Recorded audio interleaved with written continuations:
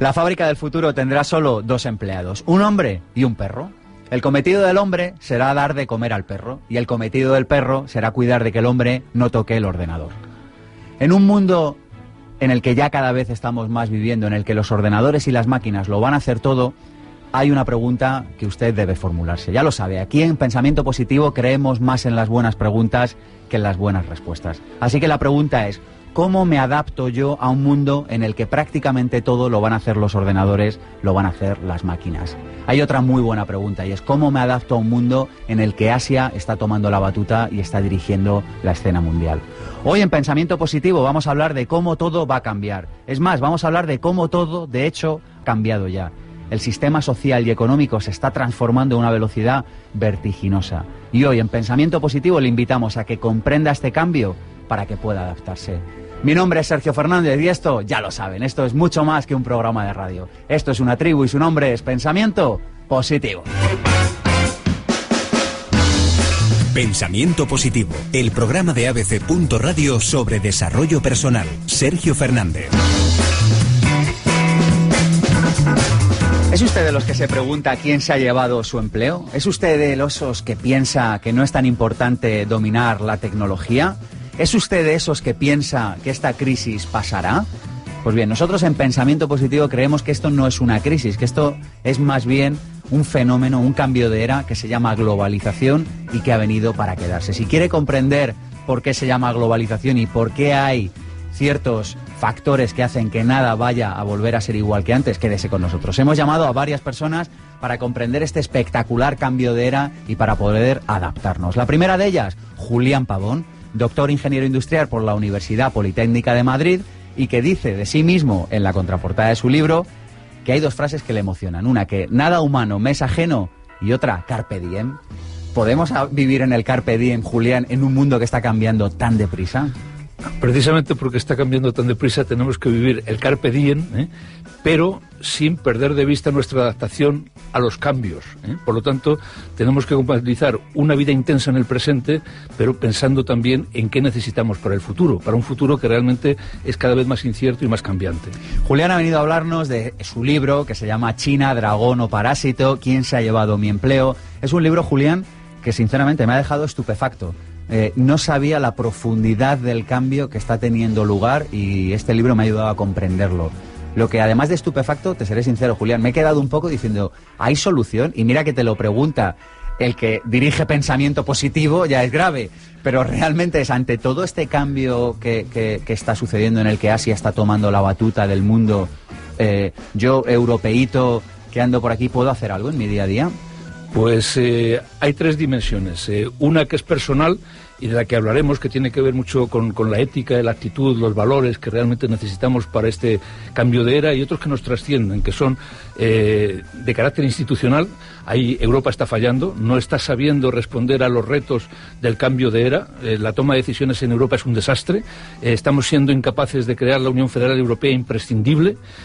Porque realmente, bueno, pues el mundo se está configurando de otra manera. O sea, ¿qué tienen en común los BRIC y Estados Unidos? Pues millones de kilómetros cuadrados y cientos de millones de habitantes. BRIC, Brasil, India, Rusia, China.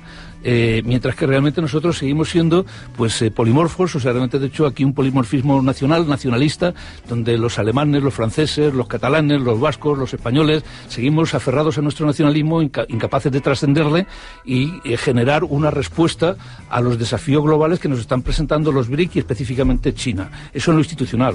En lo económico, nuevamente Europa tiene que reaccionar unida frente a los grandes desafíos económicos y tecnológicos que nos están presentando.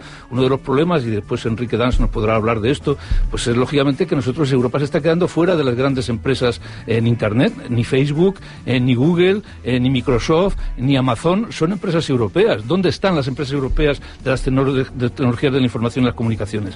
Únicamente aparece ahí en el horizonte 20, que parece que realmente desde España trata de transnacionalizarse, pero bueno, casi es una anécdota.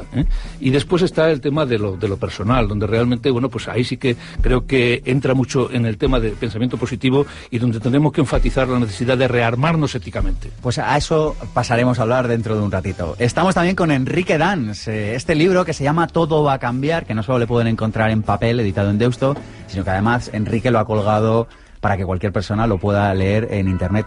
¿Es esto solo una pequeña muestra del cambio alucinante que la tecnología nos está trayendo? ¿Que una persona pueda colgar su libro en su blog a libre disposición de todo el mundo? Más que el poder colgarlo, que lo podríamos hacer en cualquier momento, yo creo que lo interesante es que lo puedas hacer y que la editorial esté de acuerdo contigo, ¿no? O sea, el hecho de haber llegado a una editorial y haberle dicho que yo quería editar sin copyright, que yo quería editar con lo que se llama un copyleft, ¿no? Una licencia Creative Commons, que estén de acuerdo con ello, que tiren adelante con la idea y que efectivamente ganen dinero con ello como lo han ganado, ¿no? Porque es un libro que ha salido bastante bien, la verdad, en cuanto a ventas. Tú acabas diciendo tu libro que no solo todo va a cambiar, sino que todo ha cambiado ya. ¿De qué cambio tecnológico no se ha enterado el ciudadano medio que anda por la calle en España?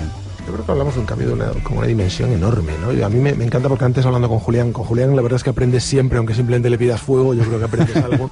Y me ha comentado que lo curioso es que el mismo año que fueron pues los sucesos de Tiananmen o la caída del muro de Berlín, pues fue cuando Tim Berners-Lee empezó con el desarrollo de la web, ¿no? Que no me había dado cuenta, la verdad, de esa coincidencia temporal, ¿no? Y yo creo que son efectivamente sucesos con una trascendencia casi parecida, o sea, que realmente el cambio es brutal, es una dimensión enorme. Nunca habíamos dispuesto de una red de comunicaciones que invirtiese de tal manera el flujo habitual de la comunicación. El flujo habitual de la comunicación, pues la llave la tenías tú, que eras el que estás con el micrófono, mientras que tus oyentes no tienen un micrófono y tienen que llamar por teléfono y ver si intervienen o no intervienen, ¿no? De repente ahora todos estamos en un plano de igualdad. Todos somos emirreceptores. Efectivamente, todos en cualquier momento emitimos o recibimos y estamos en un mismo plano, ¿no? Estamos en abc.radio, pasan unos minutitos de la 1 de la tarde, tenemos un número de teléfono 900-106-106, tenemos Facebook, el de Pensamiento Positivo, y el mío propio, el de Sergio Fernández. Tenemos un canal de YouTube, hacemos lo que nadie hace, estamos empeñados en dar y volver a dar. Así que grabamos todos los programas y los subimos a pensamientopositivo.org y a YouTube. ¿Que nos quieren escuchar? No hay problema, se pueden bajar el podcast abc.es/radio. Lo tienen también en iVoox para que se lo puedan llevar mientras hacen deporte, que se está convirtiendo en uno de los principales focos de atracción de Pensamiento Positivo. La gente nos escucha cuando va en el coche, cuando hace deporte, y lo pueden bajar en iTunes, por supuesto, también. Tenemos un email, llámenos, escríbanos, nos encanta leerles. A veces tardamos un poquito en responder, pero siempre lo hacemos. infopensamientopositivo@gmail.com, y allí nos pueden hacer propuestas o hacernos sugerencias o simplemente darnos feedback. Si quieren saber más sobre cómo todo este cambio está influyendo en su vida, quédese con nosotros. Vamos a entrevistar a Enrique Dans y a Julián Pavón. Pensamiento Positivo, el programa de abc.radio sobre desarrollo personal. Sergio Fernández.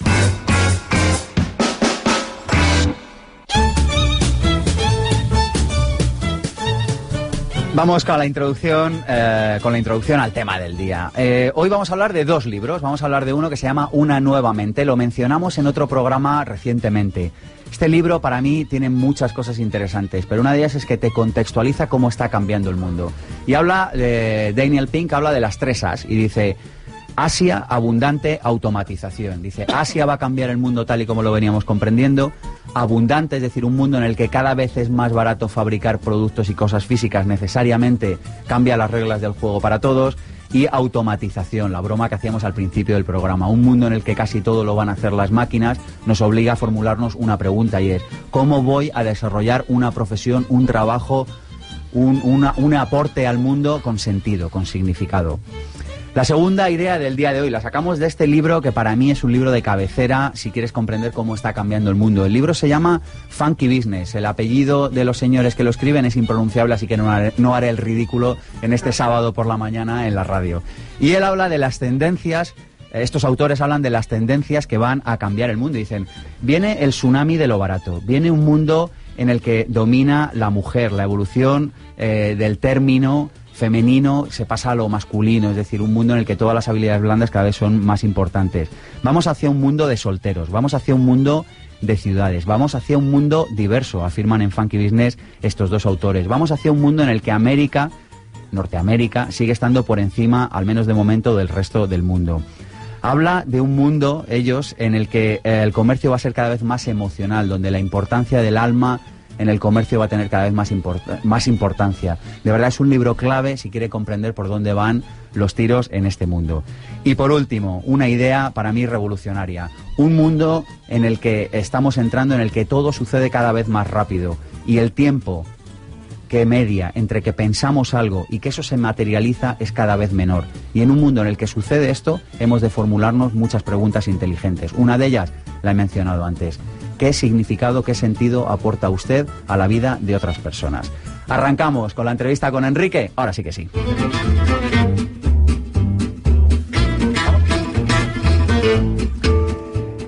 Podemos hablar un ratito con Enrique Dans, autor de este libro Todo va a cambiar. Cuenta en este libro, Enrique, que a mediados de los años 80, cuando él estaba en primero de carrera, su padre le hizo un regalo. A ti te hubiera gustado igual más que fuera un coche, pero cuentas que tu padre, como consecuencia de un dinero que ganó en una lotería, te regaló un ordenador. Que hoy no suena como muy habitual, pero por aquel entonces debía tener, ya te digo, cierto punto hasta exótico, ¿no? Sí, sí, la cara de la persona de la tienda cuando entramos mi padre y yo a comprar un ordenador era un poema, era como, pero ¿qué quieren qué? ¿Qué van a hacer con él? ¿Pero para qué empresa lo quieren?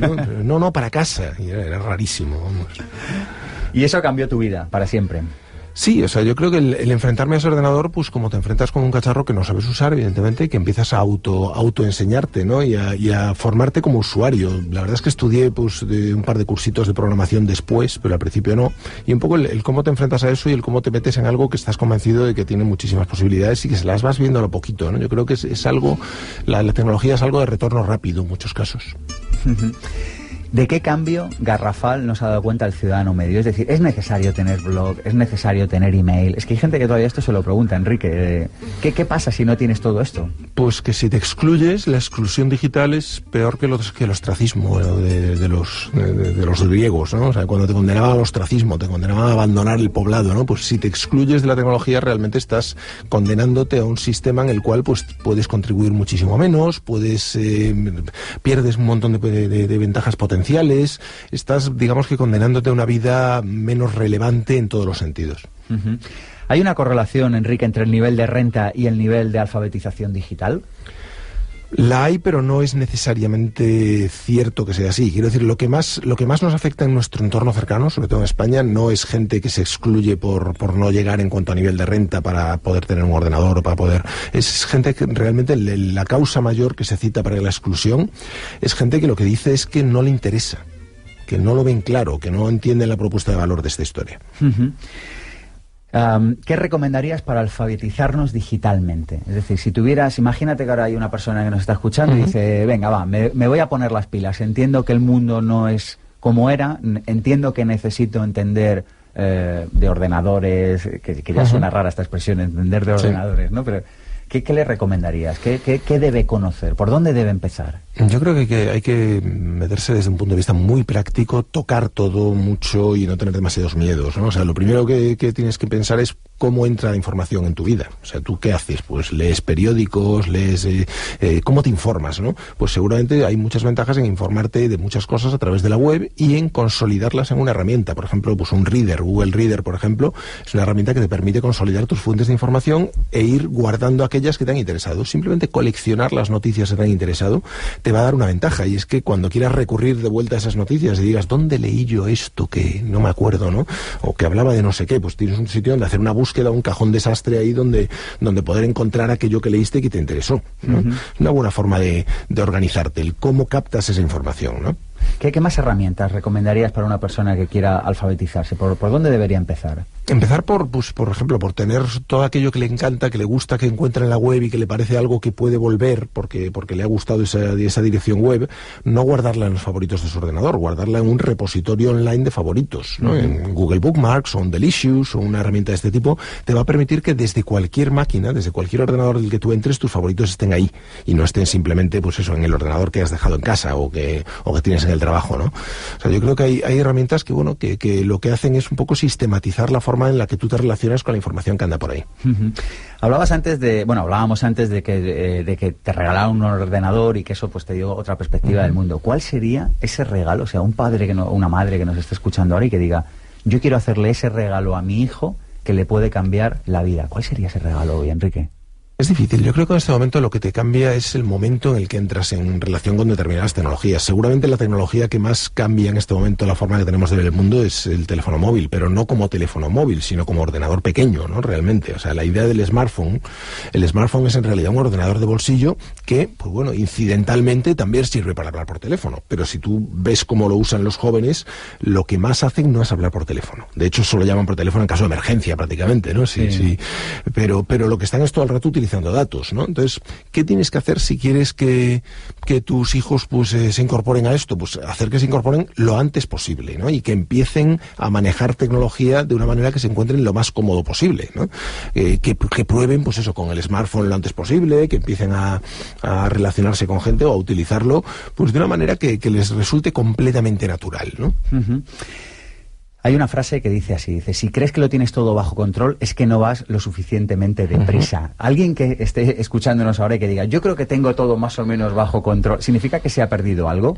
Significa que de algún sitio le van a venir cambios que le van a afectar muchísimo y que seguro que no se ha enterado, ¿no? O sea, la velocidad a la que vamos es absolutamente demencial, pero es una característica del sistema. O sea, no te puedes quedar diciendo, pues me parece bien o me parece mal, o qué locura es todo esto, todo va demasiado rápido. Vale, pero es que por mucho que protestes no va a cambiar. O sea, hay que diferenciar lo que son cambios del entorno de cambios sobre los que tú tienes capacidad de actuación, ¿no? Sobre la velocidad del entorno no tenemos ninguna capacidad de actuación. Sobre la aparición de una tecnología determinada, pues puede gustarnos, no gustarnos, protestar o no protestar, pero la tecnología va a tomar parte en ese escenario exactamente igual, ¿no? Entonces yo creo que lo importante es aceptarlo como parte del entorno. Si muchas empresas hubiesen hecho eso, imagínate. O sea, imagínate que las empresas de música hubiesen entendido en el año 99 que Napster, que la tecnología P2P estaba aquí para quedarse, como después evidentemente se ha demostrado, ¿no? Pues se habrían empezado a adaptar en aquel momento en lugar de luchar directa y frontalmente contra ello, ¿no? Y hoy el día el mundo sería un poquito mejor y más tranquilo. Hablamos de innovación, en tu libro mencionas constantemente este concepto, y yo creo que esto que igual suena como a gran empresa, yo creo que es un concepto que hemos de bajar a tierra. Claro, el tema es yo, autónomo, o yo que tengo una panadería, o yo que tengo un pequeño negocio, ¿cómo integro la palabra innovación en mi vida? ¿Cómo la llevo a cabo? Sí, o sea, innovación es algo que tiene que ocurrir a todos los niveles. Yo creo que tiene que ocurrir a nivel individual. Absolutamente. O sea, como personas, en el entorno en el que vivimos hoy en día, estamos obligados a ser innovadores porque si no nos oxidamos, sencillamente. Entonces tienes que probar todas esas herramientas según se las ves utilizar a tus hijos o a los amigos de tus hijos, ¿no? Empiezan a utilizar una serie de herramientas, pues pruébalas tú. Pruébalas tú en tu entorno personal, digamos, hacer experimentos con gaseosa. Lo siguiente, experimentalas en tu compañía, en tu empresa, en tu panadería, ¿no? En tu camión. O sea, ¿qué pasa? Pues que lo que tienes es, pues por ejemplo, una panadería necesidad de comunicarse con su público. Su público va y le compra pan, pero es que a lo mejor se pueden hacer otras cosas. Se puede abrir canales de comunicación, se pueden abrir canales para recibir encargos, para recibir opiniones, para recibir un montón de cosas, ¿no? Se puede abrir incluso, pues eso, escaparates o cosas que en la red tengan una función, ¿no? Entonces lo que tienes que pensar es qué tipo de valor te puede dar a ti una tecnología que ha aplanado tanto la capacidad de relación. ¿Tú crees? El otro día lo mencionábamos en otro programa, Enrique, y hablábamos de la idea de que la tecnología nos está llevando a un mundo más democrático, es decir, está permitiendo que el que aporta valor a los demás se le conozca más y que aquel que no aporta valor a los demás, a otros seres humanos, también se le conozca más, con lo cual es más democrático en el sentido de que fluye más la información y sabemos verdaderamente con qué interlocutores, sean personas o sean empresas, estamos dialogando. Fluye mucho más y además no se pierde tanto. Es decir, antes, pues a mí me pasaba una cosa curiosa. Cuando me entrevistaban en la radio, la sensación que tenía es que, bueno, que podía hablar con muchísima libertad, porque realmente si alguien lo escuchaba, pues era algo que se iba con el viento y que poca gente me iba a venir 3 años después a decir, aquella vez en la radio dijiste tal. ¿Qué pasa ahora? Pues fíjate, yo ahora... Una cámara y subimos todos los vídeos. Exacto, estamos hablando aquí y esto queda en la red y queda en un montón de sitios y dentro de 3 años o de 5 me lo pueden evocar y me pueden decir, y aquí lo tienes, ¿no? Entonces, ¿qué pasa? Pues que cada vez más el cómo nos relacionamos con la información o con otras personas queda en algún sitio, en algún repositorio, en algún fichero log de algún ordenador, ¿no? ¿Qué es lo que a mí me permite comprobar? Pues que la red se comporta, no sé, como el mar. O sea, yo si tiro muchas cosas buenas al mar, el mar me acaba trayendo cosas buenas. Si tiro basura, me acaba trayendo basura, ¿no? Cuanto más comparto, mejor me va. Y creo que esto se va dando cuenta cada vez más gente. Y por lo tanto intentan aportar de una manera más directa, más sincera, porque saben que eso de alguna manera les va a volver a repercutir en lo positivo, ¿no? Fíjate, y esto entronca con la idea con la que arrancábamos al principio de esta conversación, ¿no? Y tú has colgado tu libro para que esté accesible a todo el mundo y está bajo este principio, ¿no? Cuanto más doy, más tengo. Efectivamente, o sea, lo que esperas con eso es que la gente te dé incluso pues ideas para nuevos libros, ¿no? O sea, ¿qué buscas? Pues buscas que un libro, una vez que se ha comercializado, ha pasado su ciclo de comercialización y ha estado pues en los kioscos, etcétera, etcétera, pues pueda ser algo que siga aportando a muchos niveles, y en mi caso, sobre todo, que indexe. Es decir, que cuando tú buscas determinadas frases o determinados fragmentos en un motor de búsqueda, eso esté ahí, ¿no? Pero además permite una interacción directa, y que si alguien pone un comentario, el autor aparezca y salte de la portada y pueda hablar directamente con él. Todo fluye, todo cambia, nada permanece. No podemos bañarnos 2 veces en el mismo río. Todo es, fue y será fuego vivo que se enciende y se apaga según su furor. La guerra es la madre de todas las cosas.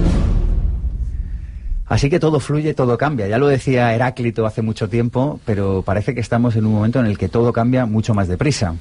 Sí, efectivamente, la velocidad del cambio es absolutamente de locos, ¿no? O sea, las cosas, pues nunca habíamos vivido una época. Yo suelo decir que si un profesor como yo, ¿no? De hace pues unos cuantos, no sé, 50 años o un siglo, quisiese ver todo lo que yo he visto, pues tendría que haber vivido varias vidas encadenadas, ¿no? Es que va todo a eso, a muchísima velocidad.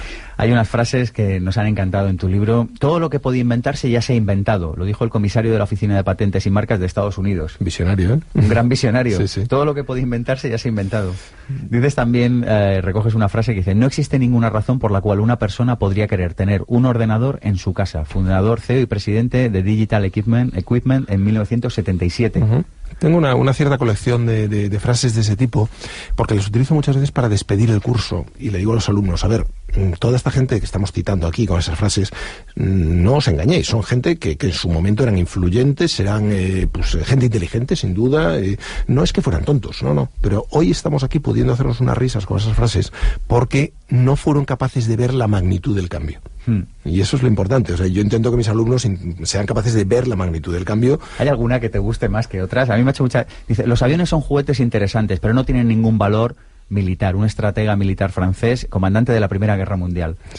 ¿Cuál es la que más te gusta de todas estas que recoges? No lo sé, la verdad es que hay unas cuantas muy buenas. A mí me gusta mucho una que dice algo así como que la gente se va a aburrir de ver la televisión, y que por eso la televisión no es competencia para el cine. Dice así, la televisión no podrá conservar ningún mercado que capte después de los primeros 6 meses. La gente se cansará de ver una caja de madera todas las noches. Sí, imagínate. ¿Y esto por qué? Pues porque era alguien que estaba en el cine y decía: mi producto no, por favor, no está amenazado por esa caja. O sea, mi producto es pantalla grande, es precioso, no puede... Entonces esto pasa muchísimo, y a mí el fenómeno de la disrupción tecnológica me encanta, porque además vas viendo que siempre aquel que recibe el impacto de la disrupción siempre se comporta igual, siempre lo menosprecia, hace burla, después lo intenta prohibir, intenta protegerse mediante el recurso a las leyes o cosas por el estilo, ¿no? Pero al final siempre pasa. Yo creo que hay otro concepto, Enrique, que también toda la tecnología ha hecho cambiar para siempre, y es el de la intimidad, el concepto de intimidad.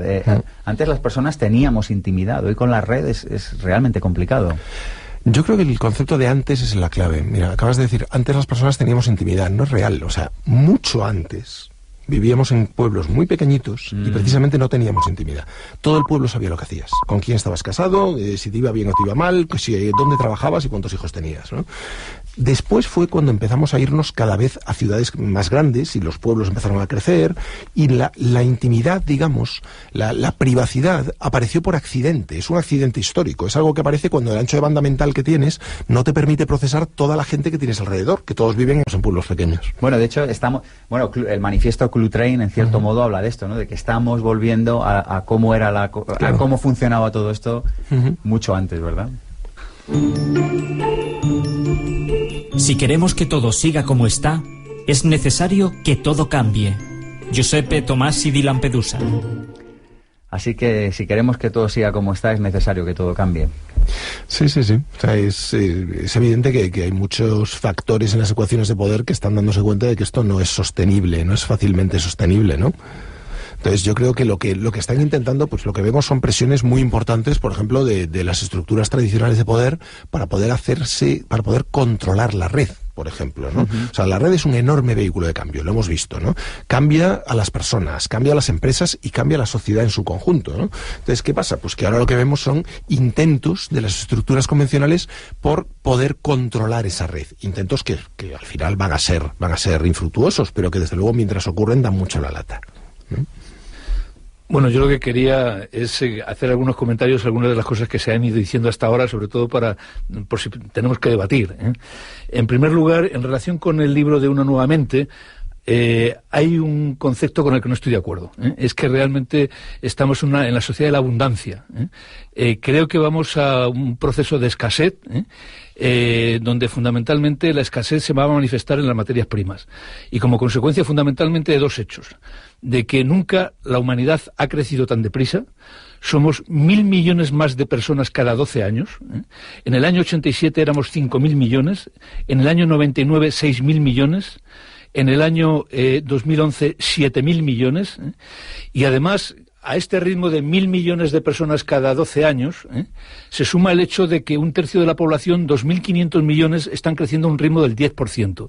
Esto supone un agotamiento de los recursos naturales a un ritmo extraordinario. Se calcula que los principales metales como el cobre, el zinc, el níquel, pues les quedan menos de 100 años de vida con las reservas conocidas. Pueden aparecer otras reservas, pero realmente serían muchísimo más caras de extraer. Por lo tanto, ni abundancia ni más barato, ¿eh? Seguramente vamos a procesos donde habrá escasez y se producirán fenómenos de estanflación estructural, de crecimiento continuado de precios de, digamos, algunos bienes fundamentales, ¿eh? Por otro lado, o sea, nos encontramos con que a la referencia que efectivamente lo más importante que seguramente ahora tiene alguien entre manos es un smartphone.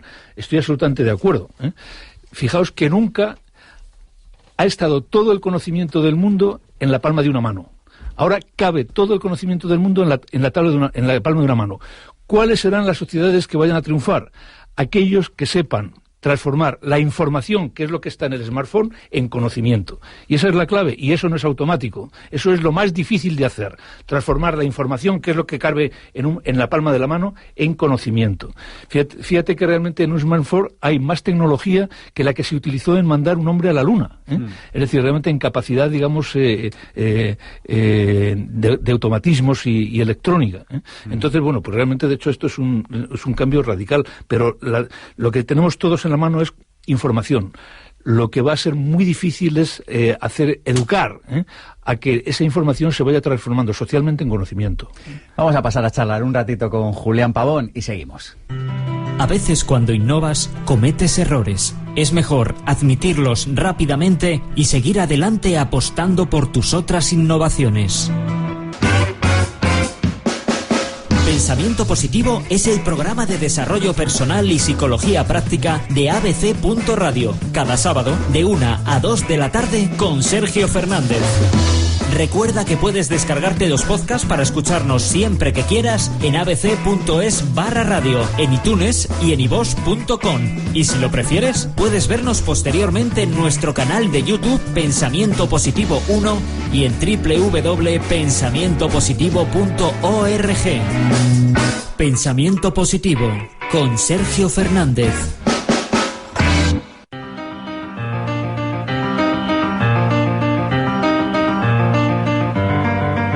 Seminario intensivo Vivir sin Jefe. Tenemos el próximo ya listo para ti, el 3 y el 4 de noviembre. Un seminario en el que vas a aprender todo lo que necesitas para llevar tu vida personal, pero sobre todo profesional, al siguiente nivel.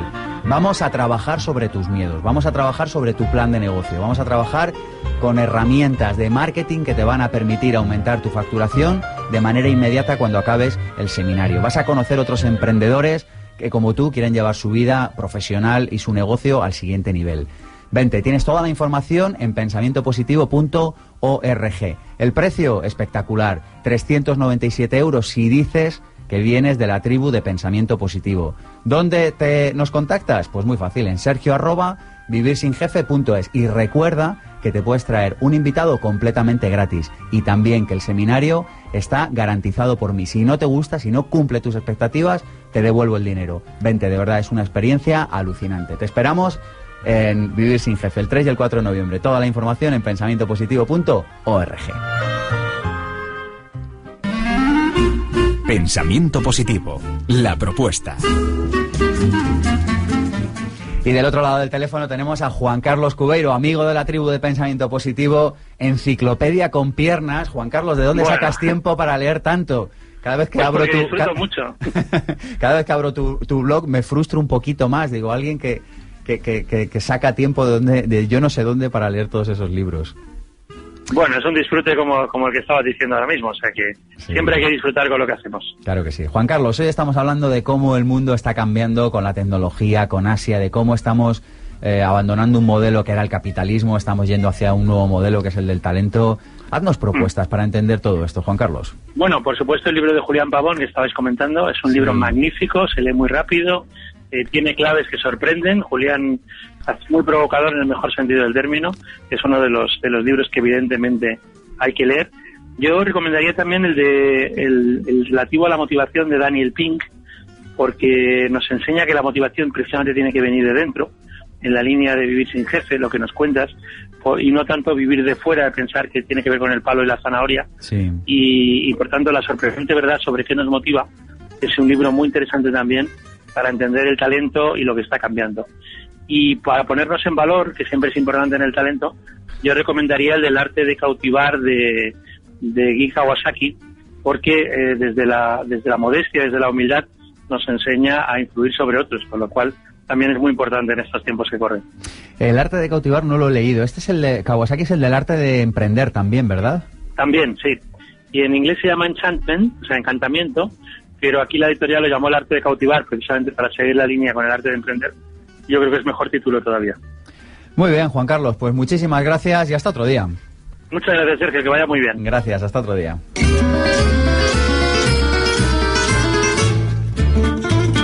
Julián Pabón es autor de este libro que se llama China, Dragón o Parásito. ¿Quién se ha llevado mi empleo? Además de esto, tiene un currículum impresionante. Lo van a encontrar fácilmente en Internet. Pero nosotros queremos conocer un poquito mejor quién se esconde detrás de este nombre, detrás de Julián Pabón.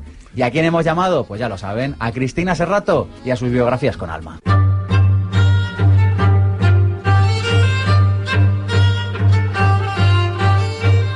Julián Pabón, que un día soñó con ser actor o ingeniero, desempeña hoy una labor estimulante que le aporta realización profesional y personal. Nacido en Ciudad Real, de su infancia recuerda la primera vez que le contaron el cuento de Caperucita Roja, el aroma del jazmín y los baños veraniegos en la alberca de la huerta en la que aprendió a nadar. Apasionado, hedonista, gran lector y melómano, le emociona la música, sobre todo la clásica de compositores como Haydn y Debussy. Le gusta caminar, la felicidad que aporta la calma y la armonía, el helado, el sabor del turrón en versión almendrada, y su lugar ideal está en el bazán, en el campo, entre viñas y olivos. Seguro de que el egoísmo genera infelicidad, si pudiera tener poderes elegiría ser una cigüeña, revivir una vida a la que está plenamente agradecido y repetir uno de los mejores momentos de su biografía, la apoteosis con salida a hombros tras dirigir en la universidad El romancero gitano de García Lorca. Sería un Humphrey Bogart en Casablanca por su irresistible capacidad de seducción, el príncipe que despierta a la bella durmiente con un beso. Su película favorita es Amélie, su ciudad Budapest, y su banda sonora corresponde al bolero Sombras. Consciente, como Gandhi, de que no hay camino para la paz, que la paz es el camino, vive inmerso en el dolce farniente de contemplar el vuelo de las cigüeñas durante el día, de las estrellas durante la noche, quizá anhelando un mundo en el que los humanos y los animales sean herbívoros e inmortales y vivan, por fin, en completa armonía. Así que eres tú, Julián. Bueno, yo creo que habéis captado elementos clave de mi ser, de mi biografía, de mi pensamiento y de mis sentimientos. Os agradezco muchísimo este regalo que me habéis hecho, ¿eh? Es un placer. Gracias a ti por venir. Oye, ¿qué te lleva a escribir? Siempre hacemos esta pregunta. ¿Qué te lleva a escribir este libro? ¿Qué idea quieres compartir con todos nosotros? Parte prácticamente de una experiencia que nosotros llamamos método inductivo en la universidad, ¿no? Que es de ir por una calle, que es la calle Bravo Murillo, que está entre la sede de CEPADE, la Escuela de Negocios de la Politécnica, y donde yo vivo, que está por Plaza de Castilla, y entonces me voy dando cuenta de que sucesivamente iban cerrando boutiques españolas y automáticamente iban siendo sustituidas por boutiques chinas, que lo que hacían era emplear exclusivamente a chinos para vender productos chinos hechos por chinos en China, con lo cual realmente, de hecho, el desplazamiento del trabajo español estaba provocando creación de empleo para los chinos en España y para los chinos en China.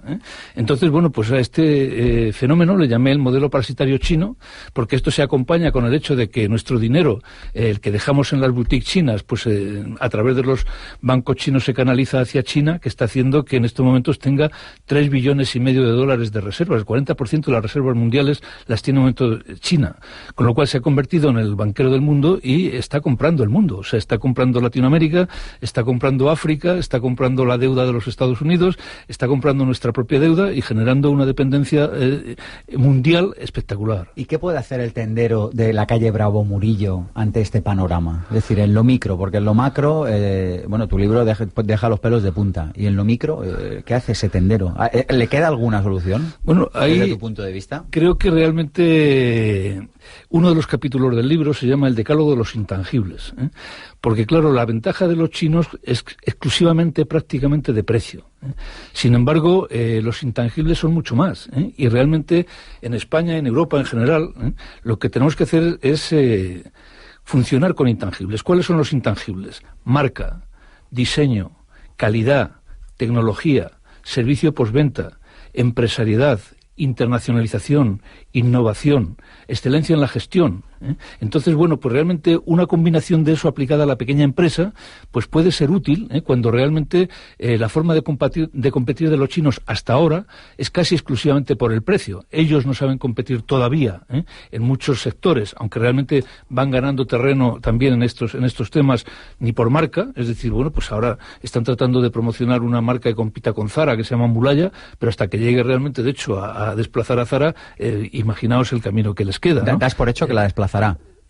Bueno, es posible, porque al final realmente ellos están fabricando como Zara también en China. Es decir, realmente Zara, digamos, su gran ventaja competitiva en estos momentos son sus exhaustivos controles de calidad, su capacidad logística y después su excelencia en la gestión. Si eso realmente en algún momento China lo consigue aprender, y para eso están las escuelas de negocios, incluso españolas, que se ubican en China, hay que tener en cuenta que ahora la primera escuela de negocios de China, pues es una escuela asesorada por una escuela de negocios española, que realmente se ha aliado con el Partido Comunista Chino para enseñar a los empresarios chinos a competir con Occidente, en un maridaje un poco extraño, teniendo en cuenta, digamos, de dónde procede ideológicamente la escuela a la que me refiero, la escuela de negocios a la que me refiero.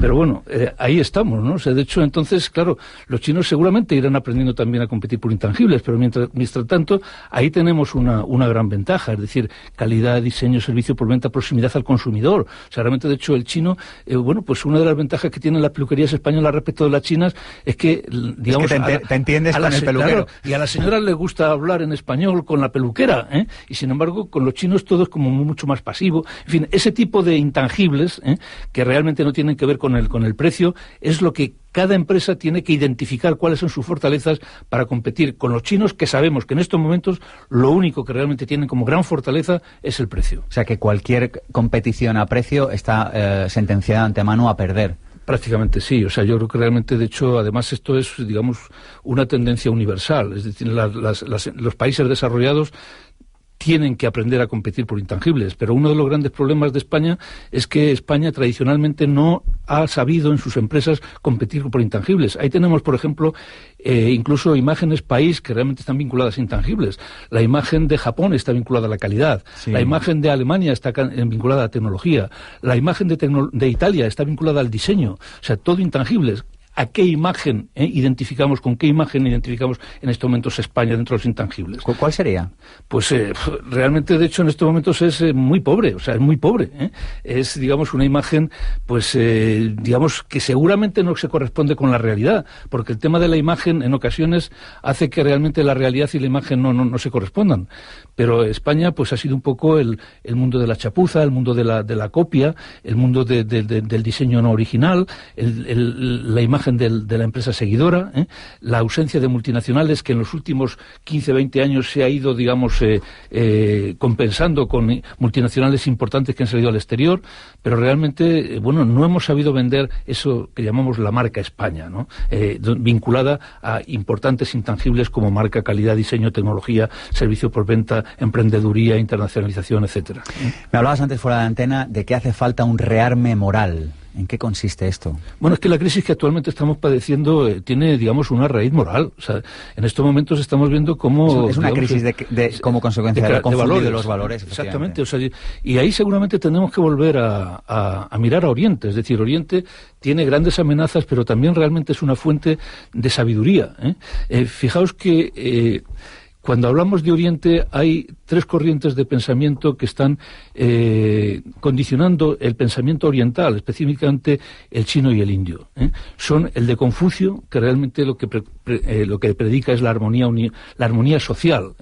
Confucio era un personaje que realmente ocupó puestos de mucha responsabilidad en los gobiernos de los emperadores chinos, y su preocupación era porque realmente la gobernanza tenía que ser una gobernanza fundamentalmente ética. Esto coincide con Platón. O sea, Platón, cuando nos habla de cómo se distribuía el mundo, decía que había 3 clases de sociedades, ¿no? La sociedad de los militares, que él llamaba la sociedad de hierro, la sociedad de los mercaderes, que es la sociedad de bronce, y la sociedad de plata, que es la de los sabios.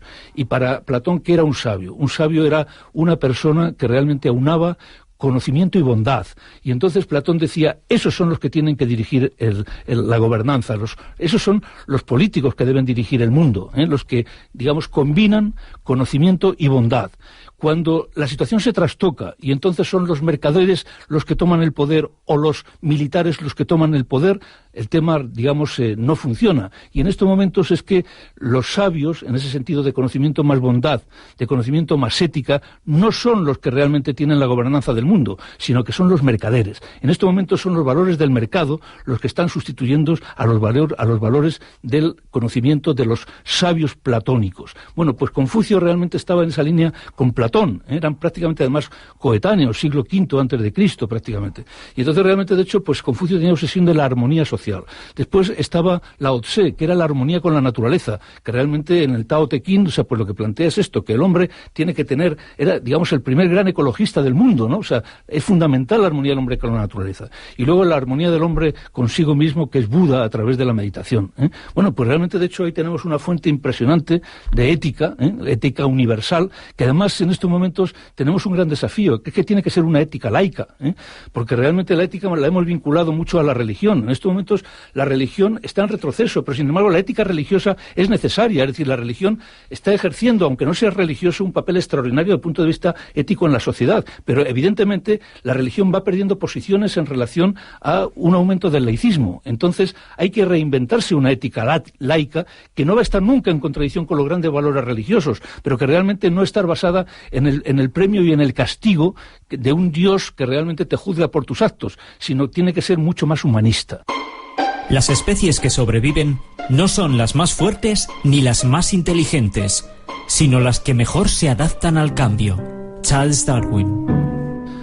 Bueno, está claro, o sea, realmente, de hecho, antes en la intervención de Enrique Dans estaba clarísimo que realmente o nos adaptamos o morimos, es decir, no podemos ser neoluditas, es decir, los luditas sabéis que son los que seguían a Lut cuando trataban de destruir los telares mecánicos, porque realmente, digamos, se cargaban sus empleos. Esto me recordaba un poco ahora lo de la marcha de los mineros, no se puede parar ahí la historia, o sea, realmente lo que hay que hacer es adaptarse a esa historia, adaptarse al cambio. Cuando los mineros se preguntaban, y mi hijo qué va a hacer sin la mina? Pues evidentemente lo que tienen que hacer es preguntarse precisamente qué va a hacer su hijo sin la mina. O sea, porque realmente el futuro seguramente no está ahí, o sea, está en otro sitio. Entonces el que no se adapta al cambio perece. O sea, la resistencia en estos momentos al cambio, la resistencia a la tecnología es inútil. O sea, puedes tratar de modelarla de acuerdo con tus intereses, de acuerdo con tu sensibilidad, etcétera. O sea, por ejemplo, yo creo que realmente se está produciendo un exceso en el uso de la tecnología. Tiene que ser seguramente más moderado. Creo que tiene que haber mucho más tiempo para la privacidad, para incluso pues la reflexión, para la meditación, para la introversión, y en ocasiones el exceso de comunicación, el estar hiperconectados, pues realmente de hecho hace que pues la tecnología resuelva problemas, que eso es una frase que me interesa mucho resaltar. La tecnología resuelve problemas, pero no da sentido a la vida. Y realmente, de hecho, lo que tenemos que hacer es conseguir que, de alguna manera, todo confluya hacia que también la tecnología dé sentido a nuestra vida. Oye, os lanzo una pregunta a los dos, Enrique, Julián. ¿Cómo adaptarnos? Tú antes me hablabas un poco me decías que querías seguir hablando del tema de la privacidad. Si quieres lo comentas ahora, Enrique. Pero me gusta esta pregunta como para ir cerrando el programa, ¿no? ¿Cómo adaptarnos? ¿Qué proponéis? ¿Qué propuestas hacéis? Tú hace un momento hablabas de los intangibles, hemos hablado de la adaptación, no sé. Yo te hablaría un poco de empatía como habilidad fundamental, ¿no? La típica inteligencia emocional que comentaba Goleman en su momento, ¿no? O sea, ser capaces de ponernos en el otro lado, en el lado de quien tienes delante, ¿no? Por ejemplo, lo que ocurre ahora en el tema de la privacidad que te comentaba. A ver, ¿qué pasa cuando vemos ahora a los niños, ¿no? Que efectivamente, pues los niños han crecido en un entorno hiperconectado. Desde que nacieron, pues disfrutan de una conexión permanente, siempre hay un ordenador o un teléfono móvil conectado a internet que funciona. ¿Qué pasa con ellos? Pues que si viven algo, si tienen una experiencia, si van a algún sitio, si consumen cualquier cosa y les gusta, lo siguiente que tienen es la necesidad de compartirlo, y si no lo comparten es como que no ha pasado y se frustran, ¿no? Y cuando vemos que se frustran, cuando tienen esa especie de ansiedad por desconexión, los criticamos y nos parece que están enfermos y nos parece que, oh Dios mío, es que se han pasado 3 pueblos y la tecnología pues evita que hagan otras cosas y tal, no disfrutan de la vida, no es verdad, no es real. O sea, no, simplemente viven en un contexto diferente y tenemos que verlos como fruto de un contexto que no es el nuestro, ¿no? ¿Qué es recomendable? Pues intentar entenderlos, ponernos en su lugar, ver qué pasa cuando efectivamente haces eso un par de veces, unas cuantas veces, ¿no? Y te metes en esa dinámica de compartición, cómo sientes y cómo experimentas las cosas, ¿no? Y yo creo que es lo fundamental, ¿no? Esa empatía. Bueno, a nivel individual, o sea, yo creo que de todas maneras, ratificando las ideas de Enrique, o sea, creo que de alguna forma, por lo menos, es muy difícil ponerse en el lugar de las siguientes generaciones, pero mi generación seguramente echa de menos el que se está banalizando demasiado la vida. Es decir, que realmente esa cantidad enorme de información que no se transforma en conocimiento y que se transforma en información basura, pues está haciendo que realmente, de hecho, pues no haya espacio para generar conocimiento en base a la información. Y entonces, bueno, pues de alguna manera tenemos que, sobre todo los que tenemos responsabilidad educativa, tenemos que transformar las cosas para que esa información se transforme en conocimiento. Yo, por ejemplo, soy rara avis en la Universidad Politécnica de Madrid porque en los exámenes les pido a mis alumnos que vayan todos con su ordenador personal y vayan conectados a Internet.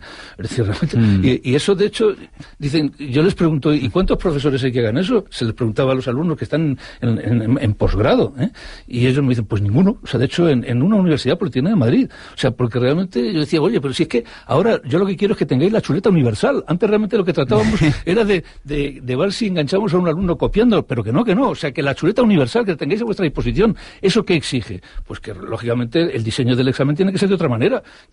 Ellos tienen toda la información en la mano, en un smartphone, y tienes que diseñar un examen para ver cómo transformar esa información en conocimiento. Es simplemente un ejemplo de cómo tienen que ir cambiando las cosas. Me alegra profundamente escuchar esto, porque si algo recuerdo de mi etapa universitaria era el profundo ridículo y la vergüenza ajena que sentía cuando había profesores que me exigían y que me evaluaban sobre mi capacidad de memorización. Y si hay alguno que me está escuchando, que sepa que siento vergüenza ajena. Así que me alegro profundamente de que digas esto y de que nos hayamos enterado de que hay un cambio que está viniendo. Gracias, Enrique, gracias, Julián, por habernos ayudado a comprender un poquito mejor cómo está cambiando el mundo, y estáis invitados a Pensamiento Positivo siempre que queráis. Muchas gracias a vosotros. Encantado de haber estado con vosotros. China, ahí yace un gigante dormido. Dejémoslo dormir. Cuando despierte, el mundo temblará. Napoleón Bonaparte. Si utilizas al enemigo para derrotar al enemigo, serás poderoso en cualquier lugar a donde vayas.